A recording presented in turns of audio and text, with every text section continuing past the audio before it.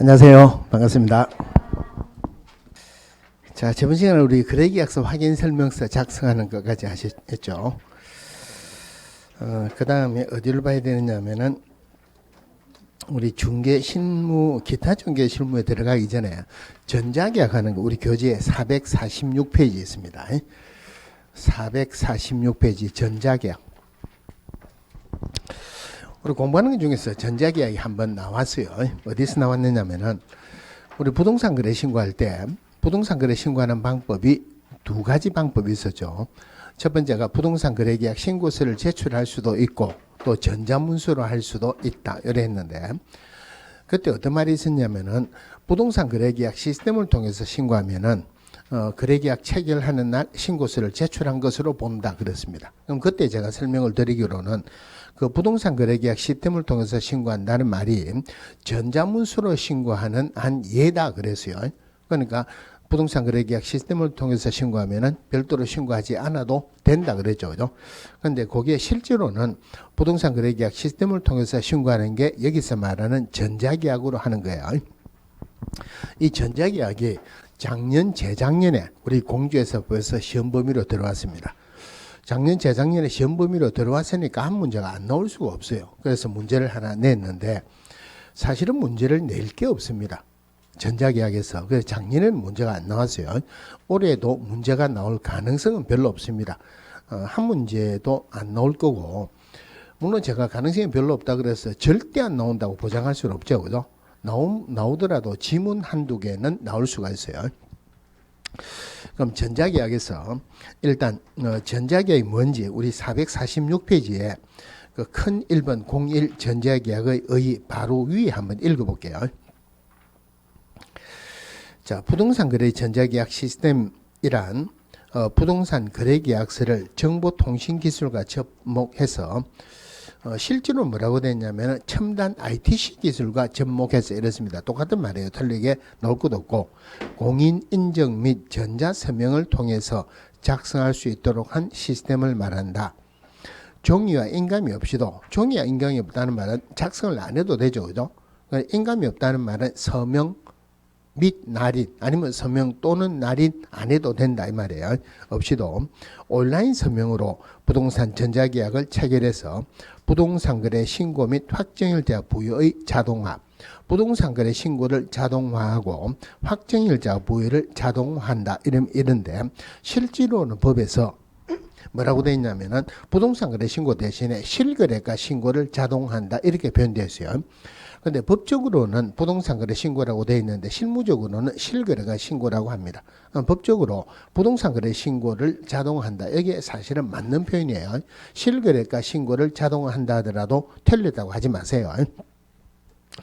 자, 자동화하고 거래계약서 및 확인설명서 등 계약 서류를 공인된 문서보관센터에 보관하는 전자적 방식의 부동산 거래계약 작성 및 체결 시스템입니다. 자, 그런데 여기 틀리게 나올 건 없고, 그러면은 여기서 여기에 그 바로 밑에 법적 근거 한번 볼게요. 부동산 정보 체계 구축 운영에 국토교통부 장관은 어쩌고 저쩌고 한다라고 부동산 거래 신고에 관한 법률에 나와 있죠, 그죠? 근데 이거는 부동산 거래 신고에 관한 법률에 이래 나와 있는데 사실은 이거를 택하는 게 아니고 전자계약에 관한 다른 법률이 있어요. 결론은 마찬가지입니다. 뭐냐면은 지금 우리나라에서 전자계약이 시작하는 단계라고 봐야 됩니까? 마무리되는 단계라고 봐야 됩니까? 시작하는 단계다. 돈도 굉장히 많이 들고 해야 될 것도 굉장히 많죠, 그죠? 그러면 주관부서는 국장이라고 봐야 됩니까? 시군구청장으로 봐야 됩니까? 국토교통부 장관이다. 이거 하나 받으시고, 나머지는 아무리 봐도 우리 이 교재에서 문제가 나올 게 없어요. 자, 그런데 어느 부분을 같이 보셔야 되냐면은 우리 거래계약서 확인설명서 작성해서 보관해야 되죠. 거래계약서 몇 년 보관합니까? 5년. 확인설명서는 3년이죠. 그런데 거기에는 예외 규정이 있어요. 다만 공인전자문서센터에 보관된 경우는 별도로 보관하지 않아도 된다. 그러면은 전자계약으로 하게 되면은 자동적으로 공인전자문서센터에 보관이 돼요. 그렇다는 말은 거래계약서 확인설명서는 전자계약으로 할 수 있다 이 말이죠. 그래서 여기서 좀 봐야 되는 게 전자계약으로 할 수 있는 게 어떤 게 있느냐. 자, 전자계약으로 할 수 있는 게 거래계약서 확인설명서 전자계약으로 할 수 있다고 그죠? 그런데 거래계약서라도 모든 거래계약서를 전자계약으로 할 수 있는 것은 아닙니다. 첫 번째가 매매에 관한 매매 거래계약서입니다. 그 다음에 임대차 거래계약서예요. 거래계약서라도 매매하고 임대차만 할 수 있습니다. 전세권 설정한다. 전세권도 거래계약서죠, 그죠? 저당권 설정한다 하는 거래계약서는 전자계약으로 할 수 없어요. 그 다음에 확인설명서 전자계약으로 할 수 있다. 또 하나가 부동산 거래 해제 합의서입니다. 부동산 거래 해제 합의서. 요거 4개만 전자계약으로 할 수 있어요. 자, 그러면은 우리 부동산 거래 신고할 때 부동산 거래 계약 시스템을 통해서 신고하면은 즉 전자계약으로 하게 되면은 부동산 거래 신고서를 제출한 것으로 본다 그랬죠. 그죠? 그러면은 부동산 거래 신고는 전자계약으로 할 수 있다는 말입니까? 할 수 없다는 말입니까? 당연히 부동산 거래 신고 전자계약을 할 수 있죠. 그런데 여기에는 부동산 거래 신고를 전자계약으로 할 수 있다는 말은 없죠. 이거는 무슨 의미냐면은 부동산 거래 신고 대상인 부동산 등의 매매 거래 계약서를 전자계약으로 하게 되면은 자동적으로 부동산 거래 신고가 됩니다. 자동적으로 부동산 거래 신고가 된다. 그래서 부동산 거래 신고를 전자계약으로 할 수 있느냐 없냐 이런 말은 말이 안 맞죠. 부동산 거래 매매 거래 계약서를 전자계약으로 하게 되면은 자동적으로 부동산 거래 신고가 돼요. 또 임대차 거래 계약서를 전자계약으로 하게 되면은 자동적으로 확정일자가 부여가 됩니다. 확정일자 신고가 됩니다. 그러면 임대차 거래 계약서를 전자계약으로 하게 되면은 별도로 확정일자 신고해야 된다, 안 해야 된다? 안 해도 된다. 봐야 되는 게 여기 하나가 있고, 그 다음에 이제 종이로 작성하게 되면은 거래계약서 확인설문서를 보관해야 되죠. 그럼 전자계약으로 하게 되면은 종이로 작성하는 게 아니죠. 그럼 별도로 작성 안 해도 되고 별도로 보관하지 않아도 된다. 자동적으로 전자문서로 보관이 돼요. 자, 그러면은 종이로 작성하게 되면은 기업공개에서는 거래계약서 확인설명서에 서명 및 날인한다. 서명 또는 날인한다. 서명 및 날인. 나머지는 전부 다 서명 또는 날인이죠. 그런데 종이로 작성 안 하니까 서명 날인을 할 수가 없죠. 이럴 때는 전자인정의 방법을 합니다. 그럼 전자인정의 방법으로 할 수 있는 방법이 5개가 있는데 첫 번째가 공인인증서로, 그 다음에 SNS 본인 확인하는 거로, 그 다음에 세 번째가 전자패드로 하는 방법도 있고, 그 다음에 선택적으로 하지만은 신분증 촬영해서 하는 방법도 있습니다.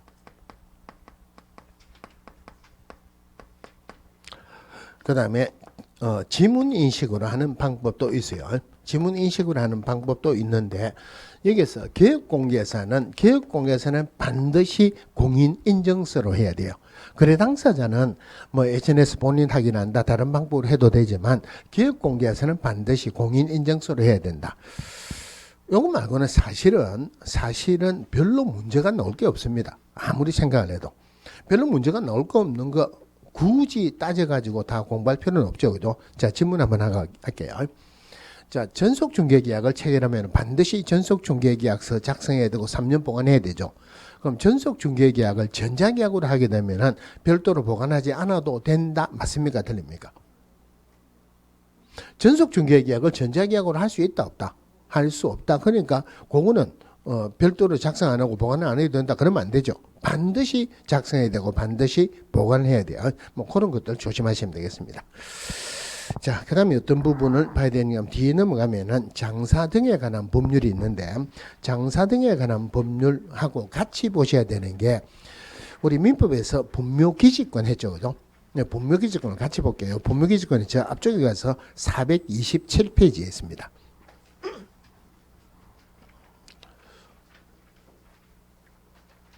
민법에서 분묘기지권 언제 했습니까? 하기는 했죠. 오래됐습니까? 얼마 안 됐습니까? 했는가 안 했는가 기억이 안 나요.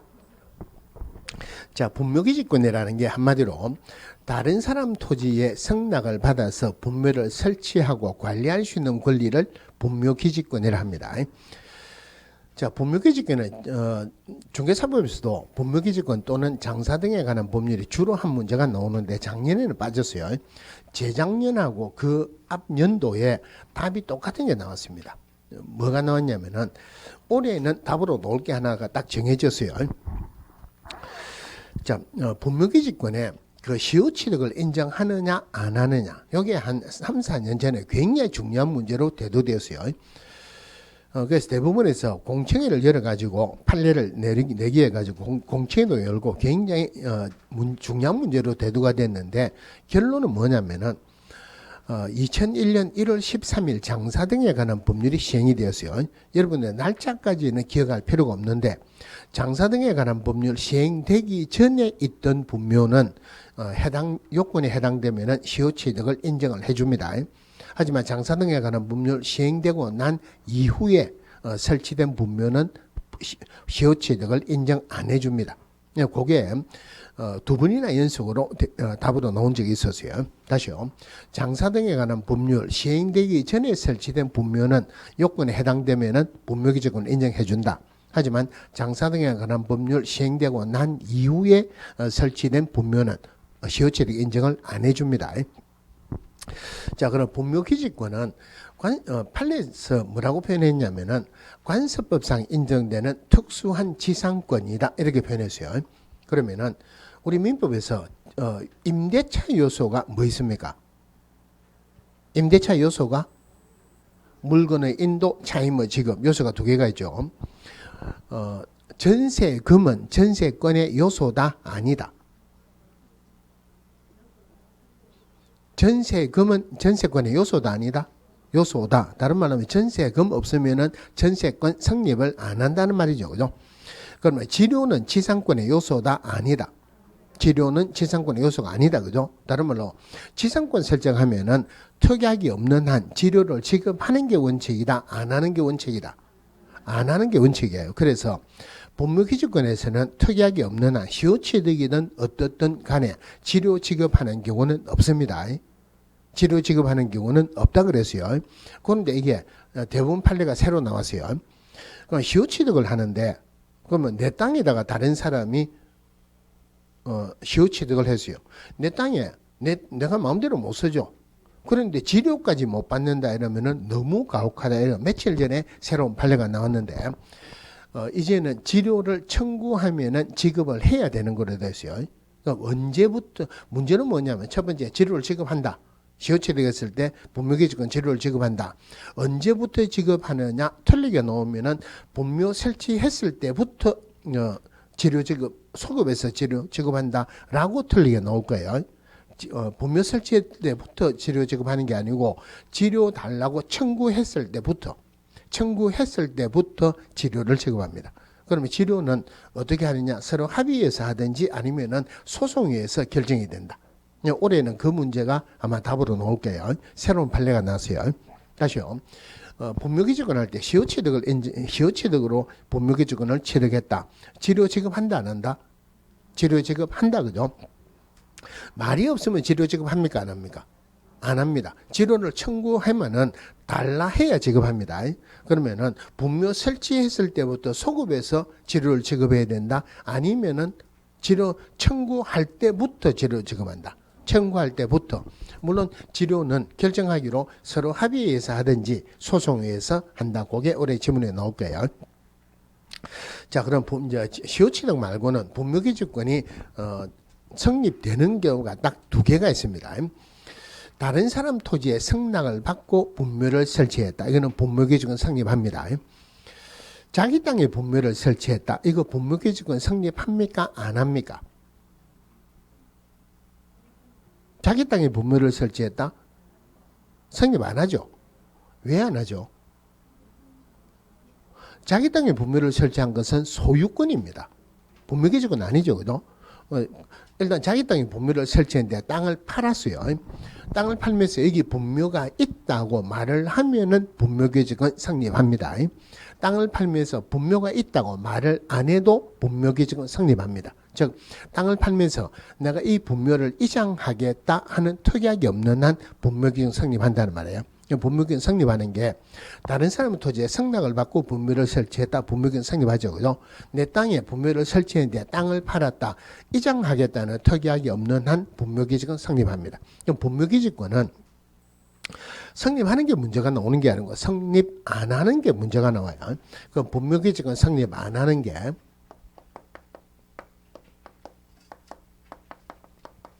다른 사람 토지에 승낙을 받고 분묘를 설치하면 분묘규직 성립한다 그랬죠. 그죠? 근데 승낙 안 받고 분묘를 설치했다 하는 말은 살짝 몰래 설치했다 이 말이에요. 암장이라고 합니다. 자, 암장 분묘규직 성립 안 하죠. 그죠? 평분 분묘규직 성립한다 안 한다? 평분은 분묘규직 성립? 법 바뀌었습니까? 자, 우리나라 분묘는 봉분을 설치하든지 평분을 설치해야 된다. 이래 되어 있어요. 그런데 일반적으로 봉분을 설치하지 평분을 설치하는 경우는 자주 못 봤죠. 그죠? 예를 들어서 가족묘지 설치한다. 굉장히 넓습니다. 굉장히 넓은 것을 봉분으로 하면 봉분이 엄청나게 높겠죠. 이런 거는 평분을 해요. 그런데 땅속에 관을 묻고 위에 아무것도 안 덮는 것. 그런데 이거는 분묘라고 우리가 이제 눈으로 봄으로써 알 수 있죠. 그런데 이거는 분묘라고 눈으로 보면서 알 수 있는 방법이 없죠. 그죠? 그런 것도 우리나라는 이걸 평장이라는데 우리나라는 평장 안 합니다. 평장을 한다는 말은 살짝 몰래 설치했다는 말이나 똑같죠. 그러니까 평분은 우리 분묘예요. 이걸 평장이라 합니다. 평장 분묘규직은 성립 안 합니다. 합장도 분묘규직은 성립 안 해요. 그다음에 가짜묘, 가묘도 분묘규직 성립 안 합니다. 그 다음에 분묘기지권 내에 새로운 분묘 설치하는 것, 새로운 분묘 설치하는 것도 분묘기지권 성립 안 한다. 그럼 분묘기지권하고 관련된 문제가 나오면은 분묘기지권 여기 성립하느냐 안 하느냐 하는 것은 지문 하나 이상은 반드시 나와요. 분묘기지권 성립 안 하는 것. 자, 근데 이런 판례는 있어요. 분묘가 집단적으로 이래했습니다. 분묘기지권이 있어요. 그러니까 분묘기지권이 이렇게 있다 그러면은 분묘기지권 내 이장하는 것은 그대로 성립한다는 판례가 있어요. 그 분묘기지권은 면적은 얼마나 되느냐면은 법에서도 분묘기지권 면적이 안 나옵니다. 판례에서도 안 나옵니다. 분묘기지권은 봉제사할 수 있는 일정한 면적밖에 없어요. 분묘기지권 나올 때 절대 구체적인 숫자가 나오면 안 돼요. 그럼 분묘기지권은 언제까지 주장할 수 있느냐면은 일단 분묘가 있고 분묘를 관리하겠다는 의지가 있는 한 영원히 갑니다. 소유권이나 마찬가지로 보시면 돼요. 분묘기지권은 뭐 이거 말고는 다른 판례 몇 개 말고는 별로 제가 다른 거 설명드릴 건 없고, 그 다음에 장사 등에 관한 법률 우리 교재에 몇 페이지냐면은 453페이지 있어요. 자, 여기서 일단 숫자로 나오는 거 먼저 좀 기억을 하셔야 되는데, 묘지를 설치하는 거리 제한이 있어요. 자, 거리 제한이, 자, 여기에 지나가는 곳이 있어요. 자동차 타고 지나간다, 자전거 타고 지나간다, 걸어간다, 도로로 다니죠. 기차 타고 간다, 어디로 갑니까? 철도로. 배 타고 간다, 하천. 자, 요거 지나가는 곳에 분묘가 있어요. 또 하나는 20호 이상의 인가가 밀집하거나 또는 학교가 있거나 공중이 수시로 집합하는 장소에서 근방에 묘지가 있습니다. 그러면은 1번, 2번 어느 게 더 멀리 떨어져 있어야 되겠습니까? 이거는 한번 보고 지나가면 되지만 이거는 계속적으로 보고 있어야 되죠. 1번이 멀리 돼야 된다. 2번이 멀리 있어야 된다. 2번이 멀리 있어야 되죠. 그러면은 일단 도로, 철도, 하천으로부터는 도로, 철도, 하천이니까 3개죠. 그죠? 도로, 철도, 하천으로부터 몇백 메다 이상 떨어져야 된다. 300m 이상 떨어져야 돼요. 자, 우리나라 법의 숫자의 흐름이 10에서 내려오면은 5입니다. 5에서 내려오면 3, 3에서 내려오면 1이에요. 그럼 10에서 5로, 5에서 3으로, 3에서 1. 이게 가장 정형적인 숫자의 흐름이에요. 그러면은 요 부분이 이거보다는 더 멀리 떨어져야 되죠. 그럼 도로철도 하천으로부터는 300m 이상 떨어져야 된다 하는 말은 20호 이상의 인가가 밀집하거나 학교가 있거나 공중 수시로 집합하는 장소에서는 300에서 올라가면은 몇 메다가요? 500m 이상 떨어져야 된다. 자, 기본적으로 이래 보시고, 그 다음에 여기에서는 묘지의 규모가 작은 것, 개인묘지하고 가족묘지는, 개인묘지하고 가족묘지는 조금 완화시켜 줍니다. 그럼 500에서 내려오면은 몇 메다가요? 요거는 300m 이상 떨어지면 돼요. 그러면은 도로철도 하천으로부터도 조금 완화시켜 줘야 되겠죠.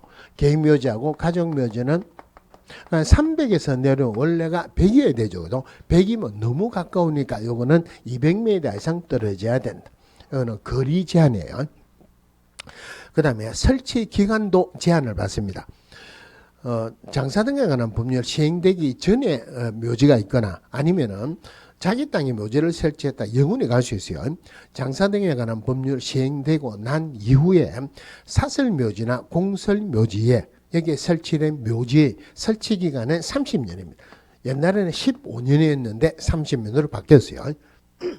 자, 30년인데 법인묘지에 한해 가지고 연장 신청을 받으면은 1회 안에서 30년간 단위로 연장하여야 한다 하는 예외도 있어요. 일단 30년이에요. 그러니까 30년 최종적으로 기간이 끝났다. 화장하거나 봉안하고 시설물 철거해야 되죠. 그죠? 그러면은 우리 그 묘지 옮길 때 그냥 옮깁니까? 날 잡아서 옮깁니까? 날 잡아서 옮기죠. 그 날은 일주일 안에 다 있다, 한 달 안에 다 있다, 6개월 안에 다 있다, 1년 안에 다 있다. 나는 1년 안에 다 있죠. 예, 법을 만들 때도 아무렇게나 만드는 게 아니고 일반적으로 생각하는 걸 법으로 만들어요. 날 잡아서 옮긴다. 나는 1년 안에 다 있죠. 그러면은 얼마 이내에 철거해야 된다? 최종적으로 기간이 끝나면은 1년 이내에 봉안하거나 화장하고 시설물 철거해야 된다. 요게 나올 때가 됐는데 아직까지 안 나오고 있어요. 자, 그러면 장사등에 관한 법률에서 가장 전통적으로 나오는 문제가 묘지의 종류입니다. 자, 묘지의 종류가 개인묘지가 있고, 그 다음에 가족묘지, 종중묘지, 그 다음에 법인묘지, 이래 있는데 구분할 거는 딱 하나밖에 없어요. 남편묘지 옆에 부인묘지를 썼습니다. 이 개인묘지입니까? 가족묘지입니까? 요거는 가족묘지가 아니고 개인묘지다. 요것만 구분하시면 돼요. 옛날에는 제가 부인묘지 옆에 가족묘지를, 남편묘지를 썼다. 그래 했는데 워낙 반발이 세가지고 왜 부인을 먼저 죽이느냐. 요즘은 남편묘지 옆에 부인묘지를 썼다. 이러면 반발이 없어요. 당연한 거라고 그렇게 생각하는 모양이죠. 자, 그럼 일단 묘지를 설치하면은 신고를 해야 돼요. 그런데 개인묘지는 신고는 사후에 하죠. 그죠? 자, 가족묘지, 종중묘지, 법인묘지는 사전에 허가를 받아야 됩니다.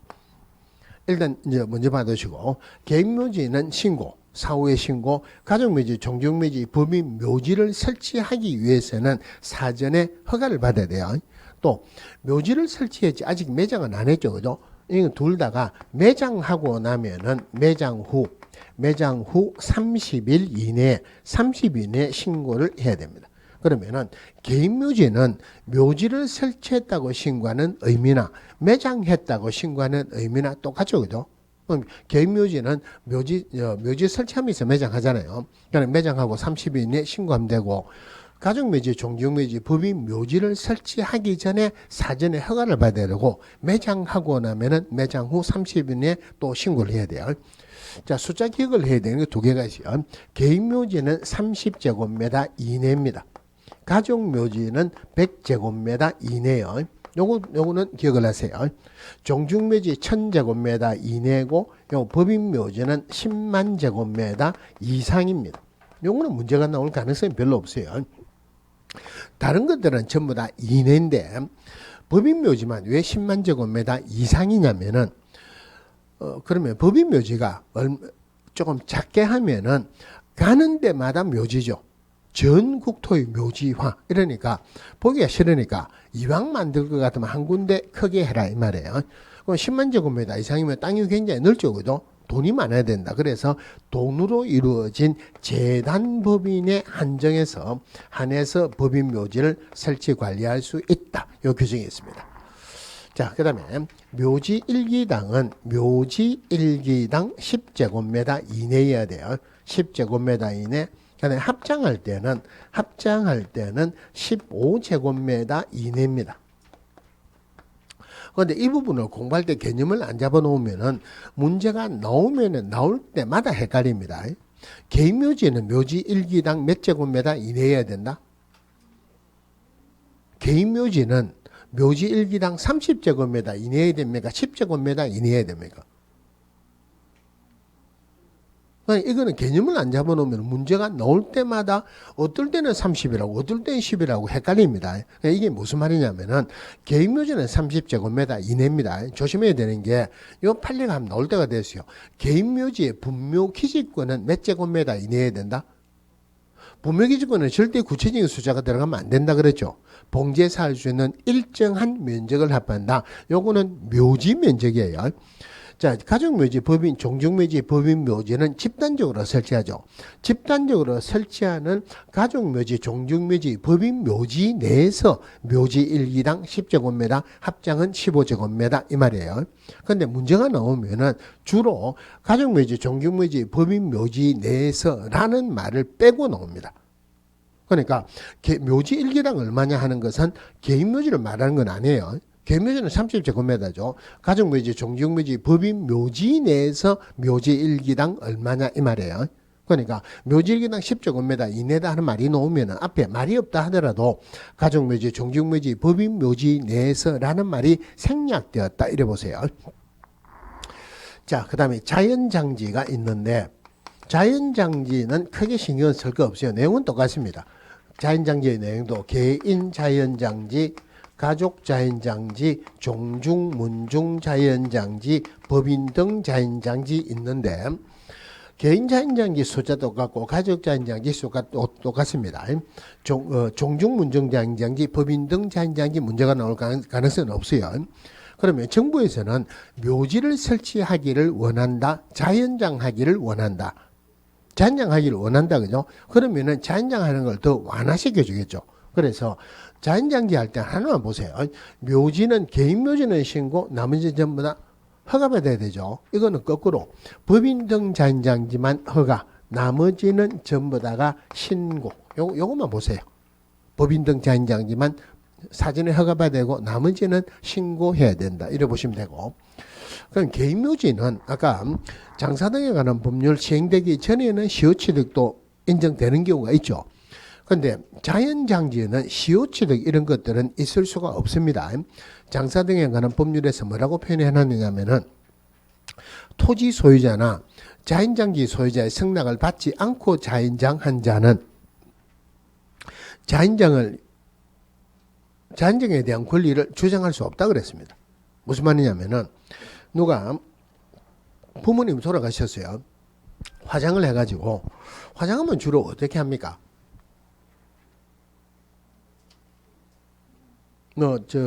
유골을 그대로 보관하는 경우도 있고, 그 다음에 산에 뿌리는 경우도 있죠, 그죠?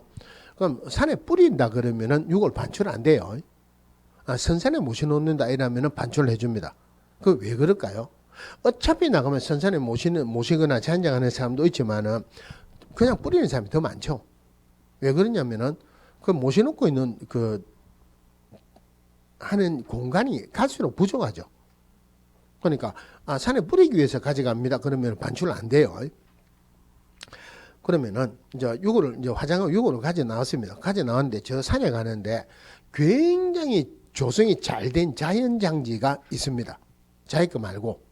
야, 여기 굉장히 좋네. 그리고 거기에 자연장 하면은 그 땅 주인은 좋아하겠습니까? 안 좋아하겠습니까? 안 좋아하죠, 그죠? 그거 파내고 버려도 문제가 없어요. 나중에 시효취득이라고 이거 권리를 주장한다 이런 건 없습니다. 그래서 토지 소유자나 자연장지 소유자의 승낙을 받지 않고 자연장한 자는 자연장을 위한 권리를 주장할 수 없다. 자, 그 다음에 분묘기지권에서 이제 판례가 나오는데 판례할 때 예를 들어서 분묘연고자는 분묘기지권 주장할 수 있다 없다. 자, 근데 지문에 나오면 그런 지문이 나오는 게 아니고 뭐라고 나오냐면은 종손의 분묘를 관리할 수 있을 때 그다음에 분묘연고자는 분묘기지권을 주장할 수 있느냐 없느냐 이런 질문이 나와요. 종손의 분묘를 관리하는데 아버지 묘에 대해서 자식이 분묘기지권 주장할 수 있겠습니까? 없겠습니까? 자, 문제는 뭐냐면은 하나만 생각하세요. 분묘기지권은 누가 주장하느냐면은 분묘를 관리하는 사람이 주장할 수 있어요. 원래 분묘 관리는 누가 합니까? 종손이 하죠. 그죠? 종손이 하는 게 분묘 관리하고 제사 지낸 사람이 종손이죠. 지문에 종손이 분묘를 관리할 수 있을 때라는 말이 나오면은 종손이 분묘를 관리한다는 말이에요. 그러면은 분묘연고자는 관리 안 한다는 말이죠. 즉 분묘연고자는 분묘기지권 주장할 수 있다 없다? 주장할 수 없습니다. 그럼 종손이 관리를 해야 되는데 종손이 관리를 안 해가지고 종중에서 분묘를 관리하고 있다면 종손은 분묘기지권 주장할 수 있다 없다? 할 수 없다는 말이에요. 자, 분묘기지권을 주장하려면은 분묘가 있어야 돼요. 그런데 분묘가 멸실되면은 분묘기지권 주장할 수 없죠. 그런데 멸실되는데 일부가 멸실되고 원상 회복할 수 있으면은 분묘기지권 그대로 존속한다 하는 판례가 있어요. 그럼 분묘기지권 포기를 할 때는 포기하겠다는 의사 표시만 있으면 되겠습니까? 점유까지 같이 포기해야 되겠습니까? 자, 예를 들어서 우리말에 이런 말이죠. 처삼점 분묘 벌초하듯이 이런 말이죠. 꼼꼼하게 한다는 말입니까? 대충 한다는 말입니까? 대충 한다 이런 말이죠. 그죠? 그런데 그런 처삼천 분묘인데 분묘기지권을 행사하고 있는 분묘가 있어요. 그 벌초하고 싶고 관리하고 싶다 안 하고 싶다 안 하고 싶다. 자, 그런데 예를 들어서 자기 땅에 자기 성당을 안 받고 분묘를 설치했다. 이거는 분묘기는 성립 안 하죠. 그러면은 이거 이장해라고 이야기를 해야 되죠. 이장해라고 요구를 해야 되는데 거기 뭐 살짝 몰래 설치를 해놓고 여기에 분묘연고자가 누구니까 뭐 일이 있는 사람 내 쪽으로 연락해 주세요. 전화번호 적어놓은 거 없죠. 그러면은 주인 모릅니다. 그죠? 그렇다 해서 마음대로 이장을 못해요. 반드시 3개월 이상 공고하고 시군구청장 허가 받고 이장을 해야 돼요. 그 이장할 때 그 땅 주인이 직접 하겠습니까? 이장하는 업체를 통해서 하겠습니까? 업체를 통해서 하겠죠. 가격은 얼마쯤 들까요? 아무리 대충 해도 분묘 1기당 100만 원 정도는 들어요. 100만 원 정도는 듭니다. 그러니까 그냥 내 땅에 있으면서 돈만 100만 원 손해나는 거죠. 자, 그러면은 내가 분묘기지권을 주장할 수 있는 분묘가 하나 있는데 이거 정말로 관리하기도 싫고 없었으면 좋겠다 싶은 그런 분묘가 있어요. 그런데 누가 거기 개발한다고 분묘기지권 포기해달라 그러면은 포기하겠다 의사표시만 하면 되겠습니까? 돈 100만 원 들어가지고 이장해야 되겠습니까? 굳이 돈 들 필요가 없죠.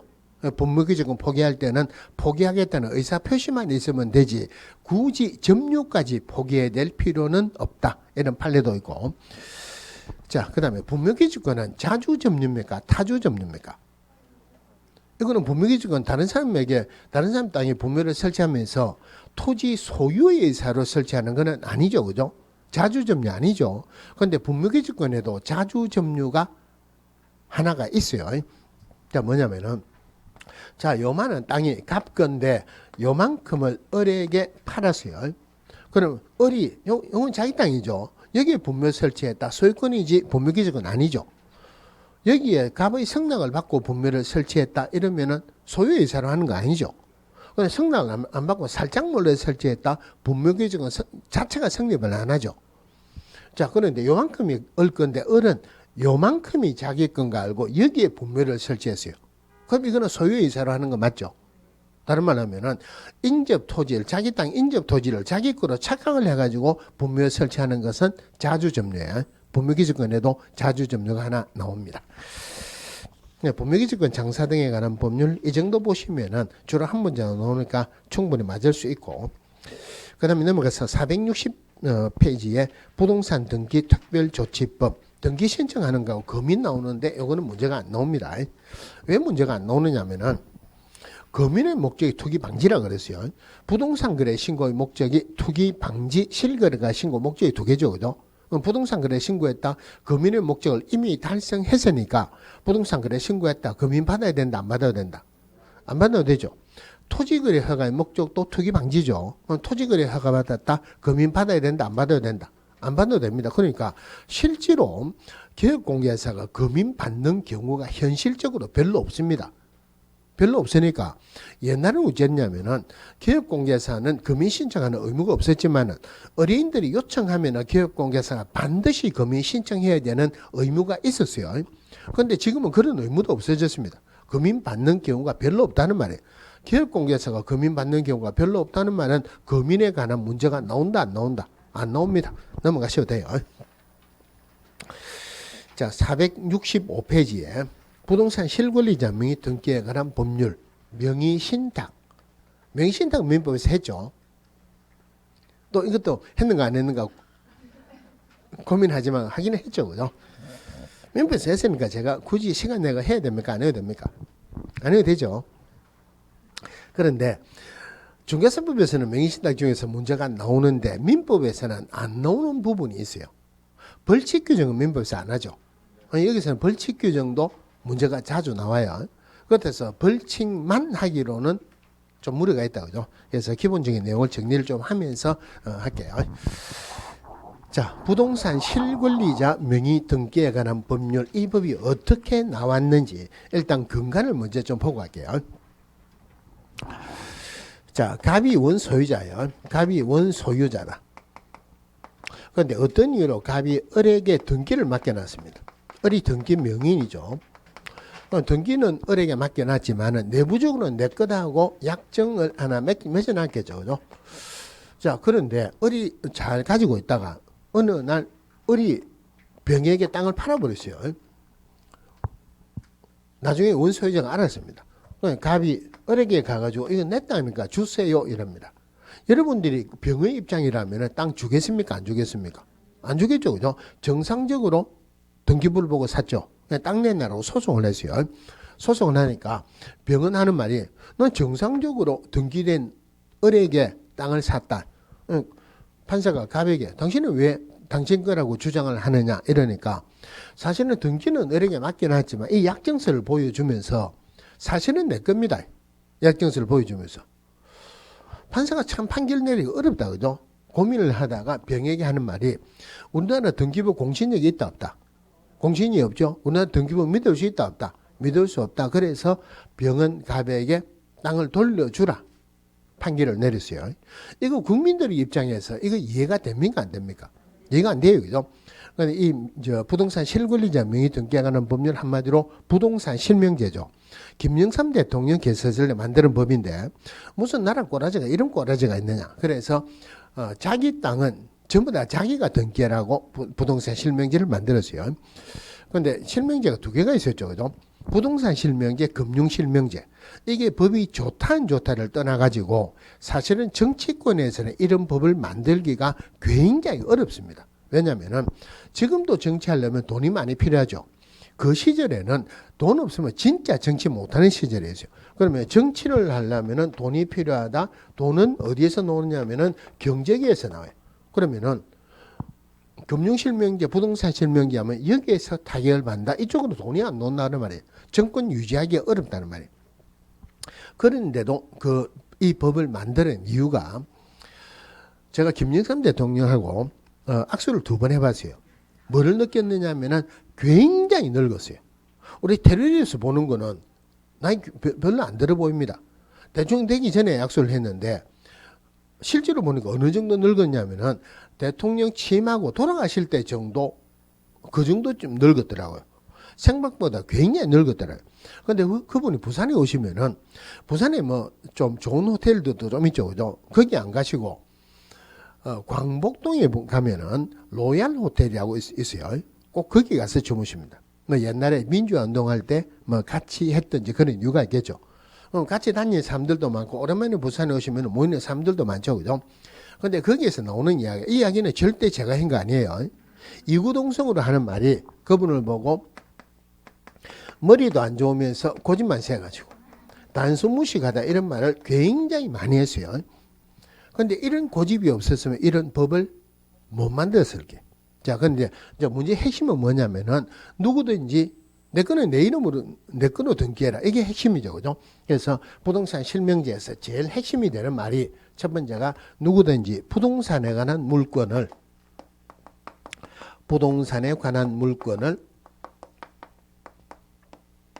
명의시나 약정에서 다른 사람 이름으로 등기하지 마라. 타인 명의 등기 금지입니다. 이게 핵심적인 내용이죠. 그죠?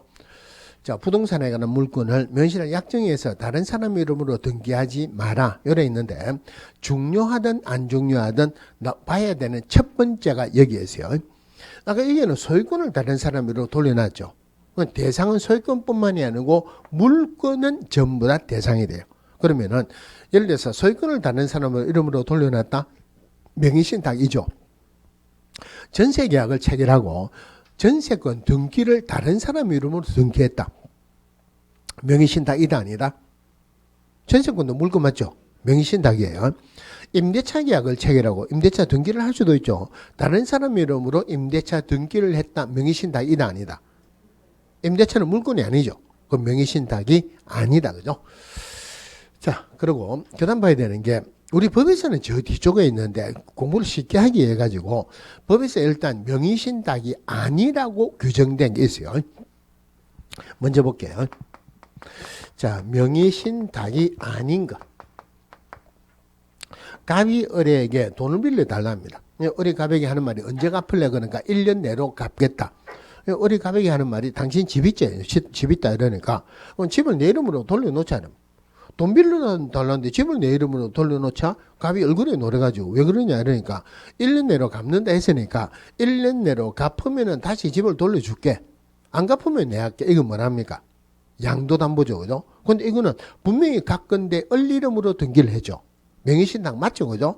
근데 이거는 채무의 변제를 담보하기 위한 것이니까 이거는 실제 명의신탁하고는 상관이 없다. 그래서 양도담보나 또는 가등기담보는 우리 법에서 명의신탁이 아니라고 규정을 해놨어요. 자, 두 번째가 구분소유자의 공유지분 등기. 자, 구분소유자의 공유지분 등기도 법에서 명의신탁이 아니라고 규정을 해놨다. 그러면은 구분소유자의 공유지분 등기가 명의신탁하고 무슨 상관이 있길래 이게 명의신탁이 아니라고 했느냐 하면은 자, 1필지 토지가 있어요. 자, 1필지 토지의 일부분은 매매할 수 있다 없다? 토지는 필지 단위로 거래가 되죠. 1필지의 일부분은 매매할 수 없죠.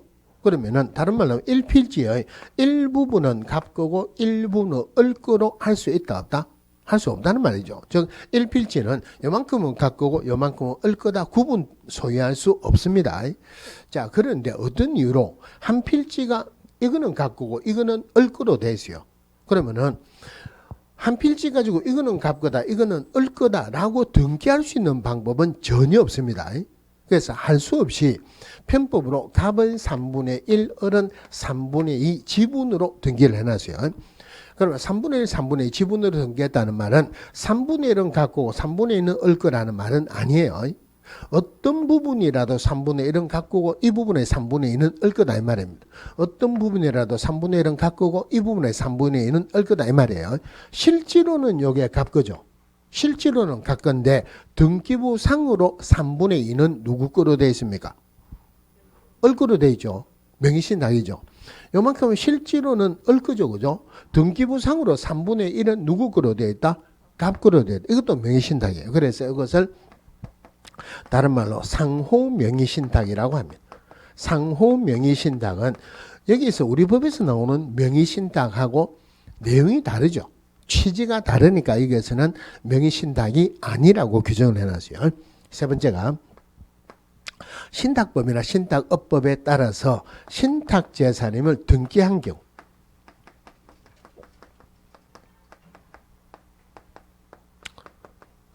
자, 신탁재산임을 등기한 경우, 요거는 우리 실생활에서도 많이 볼 수 있어요. 자, 어떤 거냐면은, 갑이라는 중소기업에서 땅을 사가지고 아파트 지어가지고 분양을 하려고 합니다. 그런데 대기업에서 아파트 분양하면 분양이 잘 되지만, 중소기업에서 하면은 가격이 조금 싸더라도 분양이 잘 안 되죠. 왜냐면은, 분양이 잘 안 되면은 이거는 부도날 수밖에 없어요.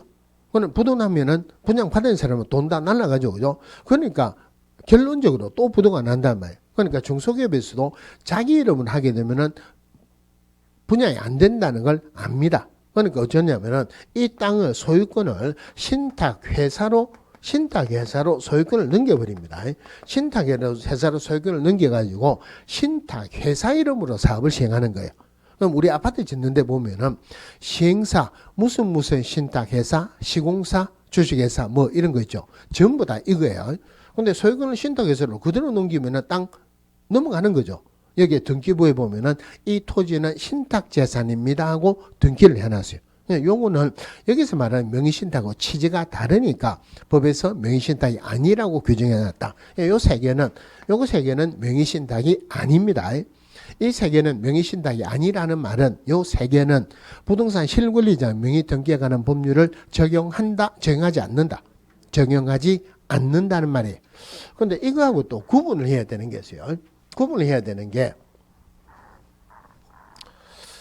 굉장히 많이 이루어지는 거예요. 굉장히 명의신탁으로 이루어지는데 이거를 명의신탁이 아니라고 하기로는 곤란합니다. 근데 원래 명의신탁 약정은 무효거든요. 근데 이걸 무효라고 보기로 어렵고 일반적으로 많이 이루어지니까 명의신탁은 명의신탁에 벌을 주기로도 어렵습니다. 명의신탁은 원래 벌 줍니다. 그러니까 이거는 예외 규정을 둬가지고 명의신탁은 명의신탁인데 명의신탁은 명의신탁이다. 원래 명의신탁 약정은 무효인데 여기에서 규정된 것은 명의신탁 약정도 유효고 벌칙하고 과징금 규정을 적용하지 않는다. 벌 안 주겠다는 말입니다. 그러니까 첫 번째가 종중재산이에요. 종중재산은 누구 겁니까? 종중 거죠. 종중 건데 종중재산을 일반적으로 종손 이름으로 등기하는 경우도 많이 있죠. 또는 대표자 명의로 등기하는 경우도 많이 있죠. 그죠? 종손이나 대표자 명의로 등기했다. 종중건대 종손이나 대표자 명의로 등기했다. 명의신탁이다 아니다? 명의신탁이다. 일반적으로 많이 이루어지죠. 그죠? 이거 명의신탁이 아니라고 보기로는 어렵습니다. 근데 원래 명의신탁은 벌 주는데 이렇게 워낙 많이 하고는 있으니까 벌을 줄 수는 없다는 말. 명의신탁은 명의신탁이지만 명의신탁 약정도 유효고 벌은 안 주겠다는 말이에요. 두 번째가 부부 간의 명의신탁입니다. 배우자 간의 명의신탁. 자, 세 번째가 법에서 들어온 지는 한 6, 7년 됐는데 제일 최근에 들어왔어요. 종교재산을 종교단체 명의로 등기하는 것. 종교단체 명의로 등기하는 것. 어떤 내용이냐면은, 자, 누가 절을 지어가지고 종교사업을 하려고 합니다. 종교사업하면 세금도 안 내고 괜찮죠? 그럼 절을 지어가지고, 시주를 많이 받으려면은 신도들이 많이 와야 되죠. 그죠? 제일 보편적인 종파를 따지는 게 좋죠. 우리나라에서 불교 중에서 제일 보편적인 종파가 뭡니까? 조계종이죠. 그죠? 그러면 이 절에 조계종 간판을 달라면은 이 절의 소유권을 조계종으로 넘겨야 돼요. 조그만 절에 주지스님이 이 절 내 거다 하는 말은 전부 다 거짓말입니다. 조계종으로 소유자는 누구다? 조계종이 되죠. 종교재산을 종교단체 명의로 등기하는 건 명의신탁입니다. 일반적으로 다 이래 하거든요. 그러니까 요거 세 개는 명의신탁이지만 벌은 안 주겠다는 말. 요거 세 개는 애당초 명의신탁이 아니다. 구분하셔야 돼요. 물론 이거 명의신탁 약정도 유효고 벌칙 규정을 적용 안 한다 할 때 단서조항은 있어요. 조세 포탈이나 각종 제한의 회피, 강제 집행의 면탈 목적이 아니라는 범위 내에서 벌을 안 주겠다는 말입니다. 그런데 이거 재작년인가 그재작년인가 출제위원이 내용을 잘 몰라가지고 문제를 잘못 낸 게 있었어요. 이거는 문제 오류가 아니고 출제위원이 몰라서 잘못 냈어요. 친구 사이에 명의신탁을 했어요. 친구 사이에 명의신탁을 했는데 조세 포탈, 강제집행의 면탈, 각종 제한의 회피 목적이 아니다. 벌 줍니까 안 줍니까? 벌 줍니다. 친구 사이에 하는 거는 여기 없죠. 그거를 이쪽에 넣어가지고 잘못 생각해갖고 답이 엉터리로 나온 게 문제가 있었어요. 자, 명의신탁에서 우리 시험에서 제일 중요한 것은 명의신탁 약정의 효력입니다.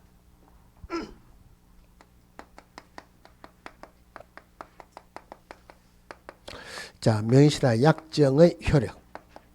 자, 첫 번째가 명의신탁 약정은 무조건 무효입니다.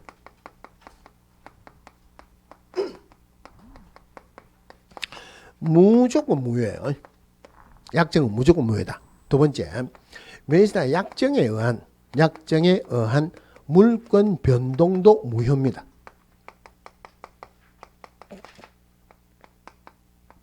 그러면은 명의신탁 약정에 의한 물권 변동은 우리 민법 186조 법률 행위에 의한 물권 변동입니까? 187조 법률 규정에 의한 물권 변동입니까? 약정, 약속, 계약 똑같은 말이죠. 법률 행위죠, 그죠? 법률 행위에 의한 부동산에 관한 물권의 득실 변경은 뭐 하여야 그 효력이 있다? 등기하여야 효력이 있다. 그래서 여기에 뭐라고 적었냐면은 명의신탁 약정에 의한 등기에 의한 물권 변동은 무효다. 별로 있으나 없으나 별로 필요 없는 말이에요. 자, 중요한 부분이 단 예외 규정이 중요합니다. 상대방이 수탁자임을 모를 때는 이때는 등기는 유효다 하는 예외 규정이 있어요. 이거는 왜 예외 이렇게 있느냐? 이거는 설명이 안 돼요. 법이 그렇습니다. 이야기를 들으니까 부동산 실명제 만드는 교수가 실제로 법을 만들면서 조금 장난을 친 게 있대요. 그러니까 나중에 문제가 생기니까 이런 예외 규정을 뒀답니다. 하여튼 상대방이 수탁자면 모를 때는 등기는 유효다. 이 부분 나중에 명의신탁 유형을 할 때 다시 한번 말씀드릴게요. 네 번째, 제3자에게 대항하지 못한다. 제3자에게 대항하지 못한다. 그럼 제3자에게 대항하지 못한다. 그럼 예를 들어서 갑이 신탁자예요. 갑이 신탁자고 을이 수탁자입니다. 그런데 을이 병에게 팔았어요. 병이 제3자죠. 그죠? 그러면은 제3자에게 대항하지 못한다는 말은 갑은 병에게 내 거니까 달라 할 수 있다 없다? 할 수 없다. 이제 저 맨 처음에 나온 판결 저거는 없어졌죠. 그죠? 그러면은 신탁자고 수탁자고 아는 제3자 무슨 제3자랍니까? 악의의 제3자. 물론 악의의 제3자에게 대항할 수 없죠. 그죠? 그러면은 신탁자고 수탁자임을 모르는 제3자 무슨 3자입니까?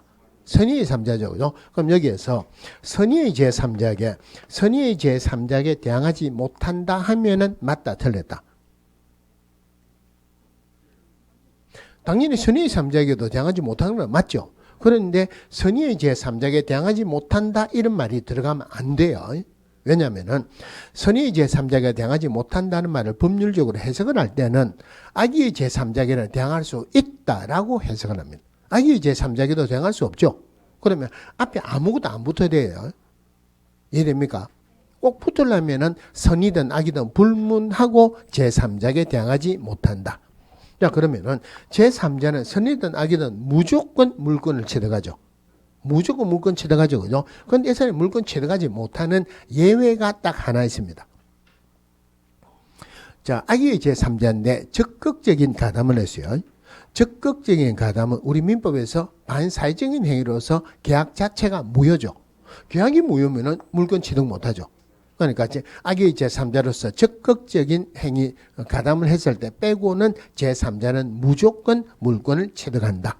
자, 이게 문제의 핵심이에요. 그런데 이게 그대로 문제가 나오는 게 아니고 중개사법에서 문제가 나오거나 하여튼 문제가 나오면은 명의신탁 유형을 갖다 대고 거기에서 누가 뭐 소유권을 취득하느냐 못하느냐 소송할 수 있느냐 없느냐 이런 게 나와요. 명의신탁 약정의 유형을 한번 볼게요. 어렵습니까? 명의신탁 어렵습니까? 안 어렵죠? 자, 명의신탁 약정 유형의 첫 번째가 삼자간 명의신탁이에요. 자, 삼자간 명의신탁, 다른 말로 중간생략형 명의신탁이라고 합니다. 그런데 요즘은 이름을 다른 이름으로 많이 붙여요. 그건 조금 이따 별도로 말씀드릴게요. 자, 갑이 원소유자예요. 갑이 원소유자다. 을하고 계약을 체결했습니다. 을하고 계약을 체결했다. 을은 갑에게 대금 지급했어요. 을이 갑에게 대금 지급하면 갑은 을에게 뭐 해줘야 됩니까? 등기전 해줘야 되죠.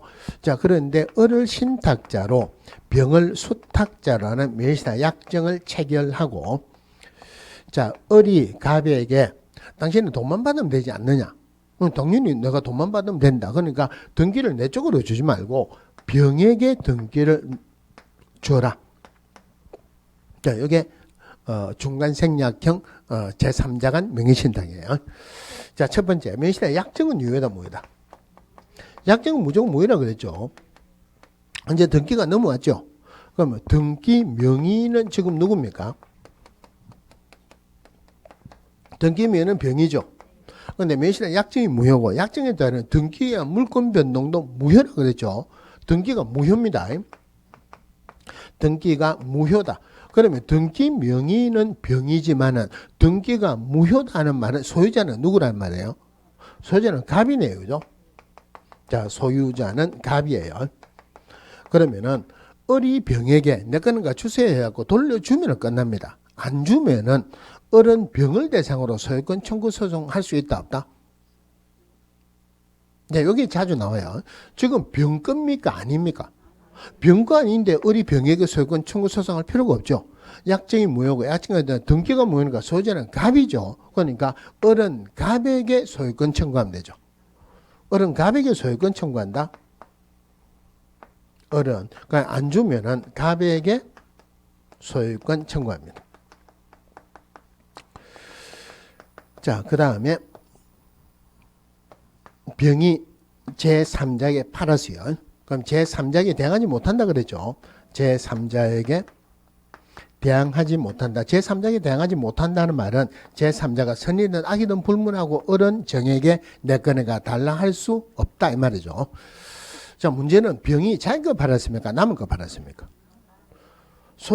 등기는 자기 거로 되어 있지만 소유자는 갑이죠. 그죠? 남의 거 팔았다. 그래서 정은 횡령죄 성립한다 이랬어요. 횡령죄 성립한다고 오랫동안 있었는데 한 3, 4년 전에 새로운 대부분 판례가 나오고 횡령죄 성립 안 한다 그랬어요. 왜 횡령죄 성립을 안 하느냐면은 횡령죄는 남의 것을 파는 게 횡령죄가 아니고 남의 것을 맡아놓고 있다가 팔면은 횡령죄예요. 그런데 판례에서 을은 병에게 이 부동산을 맡겨놨다고 보기로는 어렵다. 남의 거 팔았지만은 맡겨놓은 게 아니니까 횡령죄 성립 안 합니다. 그러면은 이 부분에서 횡령죄 성립 안 한다고 판례가 나왔어요. 그러면 다른 부분에서는 판례가 안 나왔습니다. 판례가 안 나온다 하더라도 소송이 들어가면은 횡령죄 성립 안 한다고 나올 거예요. 그러니까 문제집에 같은 데 보면은 이 부분 말고 다른 거는 횡령죄를 성립하느냐 안 하느냐 이런 거 나오는데 그런 거 생각하지 말고 명의신탁에서는 이제 횡령죄는 하나도 안 나온다 그렇게 생각하세요. 전체적으로 어떤 부분이라도 횡령죄 안 나옵니다. 그러면 요래 됐을 때는 누가 제일 손해봤습니까? 을이 제일 손해봤죠. 누가 제일 이득 봤어요? 병이 제일 이득 봤잖아요. 남의 거 팔고 돈 벌었으니까. 팔고 나면 을은 병에게 부당이득 반환 청구 소송하면 돼요. 자, 근데 이제는 요즘은 이름을 새로 짓는데 그 이름은 수탁자 관점에서 이름을 짓습니다. 수탁자는 그냥 있으면서 등기만 했죠. 그래서 이것을 요즘은 등기 명의신탁이다 이런 말을 더 많이 씁니다.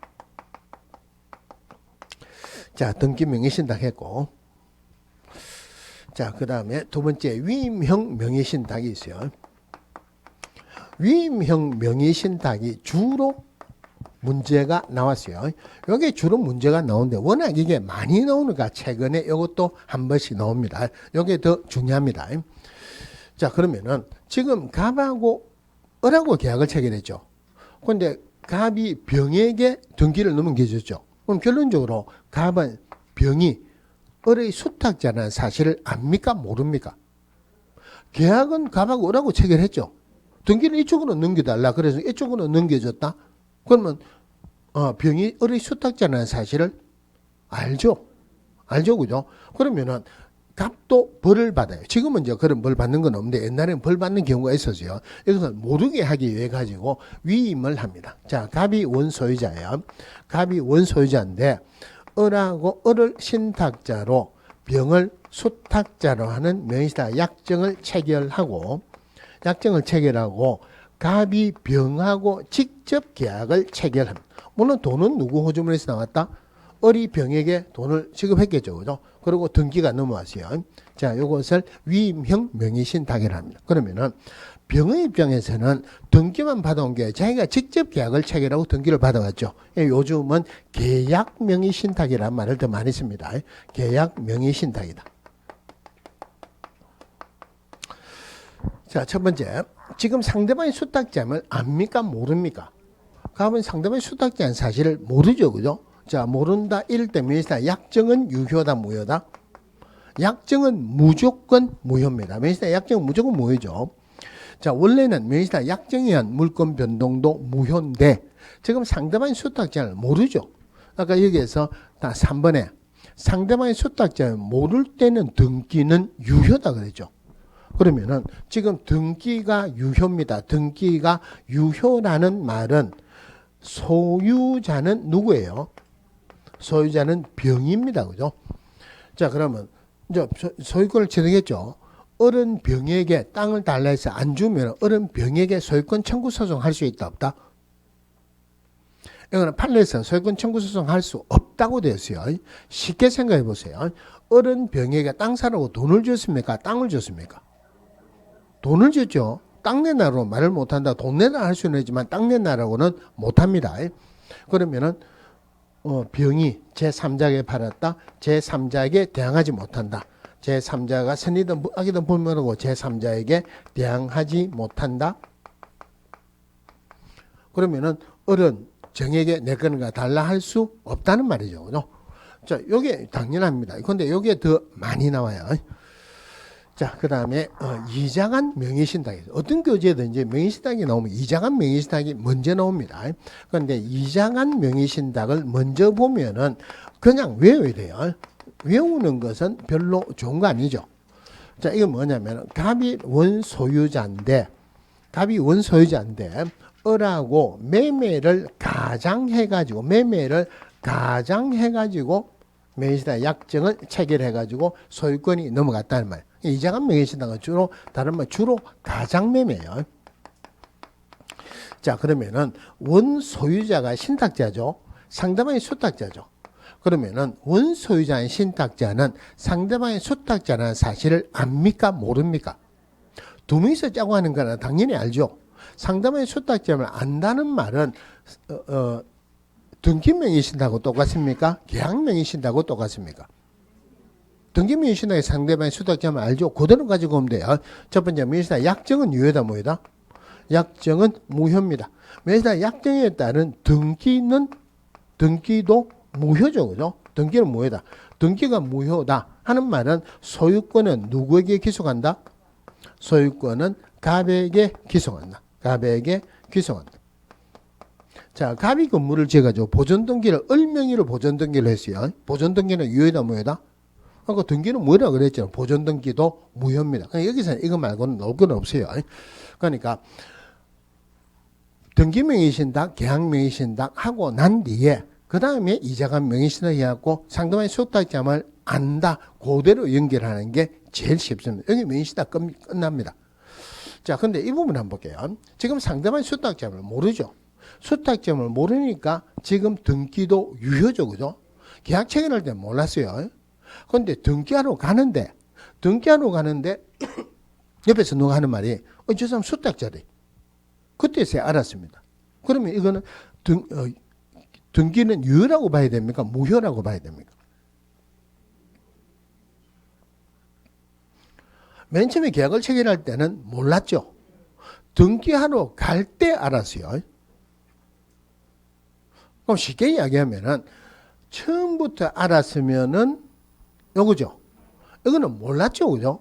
그럼 안다 모른다는 시점을 쉽게 이야기하면 계약 체결할 때로 판단해야 된다. 아니면 등기 신청할 때로 판단해야 된다. 상식적으로 어느 게 맞겠습니까? 계약 체결할 때 하는 거로 한다는 말이에요. 여기 작년에 여기에 답으로 나오세요. 등기 신청할 때 알았다? 저지는 몰랐습니다. 등기는 유효다 무효다? 등기 신청할 때 알았다 하더라도 계약 체결할 때 몰랐죠. 등기는 유효입니다. 여기 최근에 나온 판례고 작년에 요게 공직에서법에서 답으로 나왔어요. 여기까지는 민법에서 다 한 거죠. 그죠? 근데 여기까지는 민법에서 다 한 거다 그러니까 거기에 끄떡거리는 사람보다는 처음 보는데 하고 하는 사람이 더 많은 것 같아요. 자, 민법에서 했는데 이제는 여기는 벌칙도 나옵니다. 벌칙도 종종 문제가 나와요. 자, 벌칙이 첫 번째가 형벌입니다.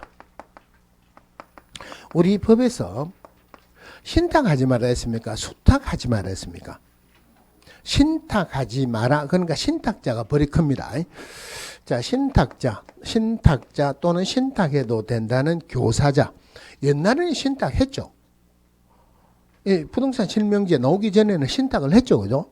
옛날에는 신탁했는데 지금은 신탁을 하려니까 이런 법이 생겨갖고 신탁을 못하게 했어요. 이 사람 놀래겠죠. 그죠? 요즘 놀랄 때 어떻게 놀랍니까? 옛날에 했는데 지금 안 된다더라. 오잉 하고 놀래죠. 놀랄 때 안 그럽니까? 오잉 하고 놀랜다. 몇 년? 5년 이하의 징역 또는 얼마? 2억 원 이하의 벌금이에요. 신탁해도 된다는 교사자도 마찬가지예요. 그러니까 수탁자는 당연히 5년에서 내려오면 몇 년? 3년. 2억 원에서 내려오면은 1억 원. 물론 수탁해도 된다는 교사자도 마찬가지예요. 방조자도 있었는데 방조자는 없어졌어요. 자, 형벌만 주는 게 아니고 과징금도 줍니다. 자, 과징금. 부동산가에게 30% 과징금에 처한다 했는데 위헌 판결 받았어요. 그래서 30% 이내의 과징금에 처한다. 요거 형벌도 이거 틀리게 몇 번 나왔고 과징금을 어떻게 놨냐면은 확정적으로 30% 과징금에 처한다. 틀리죠. 그죠? 30% 이내의 과징금이에요. 그런데 여기에는 또 이행강제금도 있습니다. 자, 이행강제금은 과징금 부과받으면 바로 자기 이름으로 실명 등기를 해야 되는데 과징금 부과받은 날로부터 1년 이내 실명 등기를 안 하면은 10% 이행 강제금 줍니다. 그런데 또 1년 이내 실명 등기 안 하면은 또 20% 이행 강제금 준다. 이거는 이행할 때까지 계속 주는 게 아니고 이행 강제금은 딱 2번밖에 없어요. 자, 그럼 신탁자 입장에서는 5년 이하의 징역 또는 2억 원 이하의 벌금 받고 30% 이내 과징금 받고 과징금 부과받은 날부터 1년 이내 실명 등기 안 하면 10% 이행 강제금 받고 또 1년 이내 실명 등기 안 하면 또 20% 이행 강제금 받는다. 신탁하는 게 좋다? 안 하는 게 좋다?